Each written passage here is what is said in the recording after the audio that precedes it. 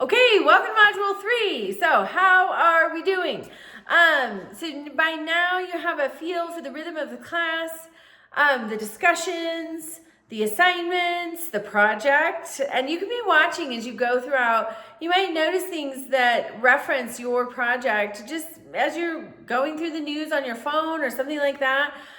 So be on the lookout for that. All right, this week we are looking at, well, so many things, but especially how like social media and cameras on phones have changed so many things. They talk about black witnessing. The first example of this that I remember is Rodney King in the 90s in California. That horrific beating that he endured was caught on camera. So this is something, and now everybody has a camera. Not too many years ago, you had a cell phone that was like a flip phone. And you had to, if you wanted to take a picture of something, you had to have a camera. It wasn't just all in one. And we certainly did not carry them around like we do today. So things have changed a lot. The technology has changed so much. But also this week, you're going to look at sources. So for your Module 3 collection of sources assignment, make sure that you use the guidelines and rubric. Make sure you use the template that's included. And make sure you understand the difference between primary and secondary sources. So this assignment requires you to find one primary source.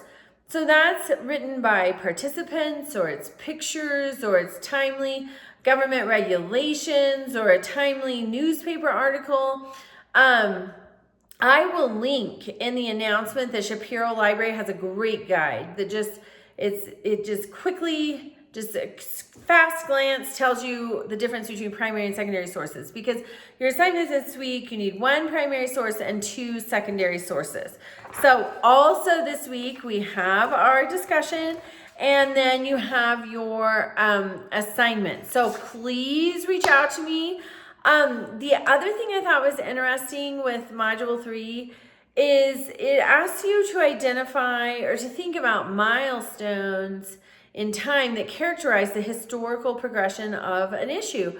So something I've been reading on a lot lately is women's rights. Obviously, Abigail Adams asked her husband to remember the ladies in the new code of laws that they would form in 1776 after declaring their independence from Great Britain. He did not. And so then we see in the 1800s, we have the Seneca Falls Convention, more movements for women's rights. I think it was Susan B. Anthony or one of the other women's rights advocates voted illegally in 1872, just trying to make that point that women should be able to vote. Then in 1920, we finally get the 19th Amendment. But even then, women were very restricted. Like, you as a woman could not just go down to the bank and open your own bank account. You had to have your husband or your father or somebody else, a man on it. There was very little independence. Things have changed so much just in the last 100 years. So it's and we see that with every civil rights issue. There are definite points of progress, and sadly too, sometimes regression, but what we're looking for is progress. So anyway, that is this week. Please reach out with any questions and have a great week.